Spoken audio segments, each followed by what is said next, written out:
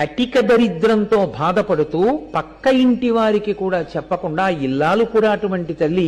ఆయన 27 పర్యాయములు లలితా సహస్రనామ స్తోత్రంతో అమ్మవారిని పూజ చేసి కటిక దరిద్రంలో 27 పర్యాయములు మంచినీటిని లలితా అమ్మవారికి నైవేద్యం చేశారు. చేసి ఆయన ఇంకొకసారి లలితా సహస్రం చదవడానికి ఓపిక లేదు, అప్పటికే అన్నం తిని చాలా రోజులు అయిపోయింది. లలితా సహస్రం చదవబోయి మాదన్ను పడిపోయి స్పృహ తప్పిపోతూ ఇంకా నోటి వెంట పలుకు పలకలేక, అప్పుడు కూడా గురువు గారి మాట మీదే నమ్మకం. గురువు గారు నాకు ఈ మంత్రం ఇచ్చారు, పరదేవత ఉన్నది అని చెప్పారు, నన్ను కాపాడుతుంది పరదేవత, ఆయన నమ్మకం అంతే.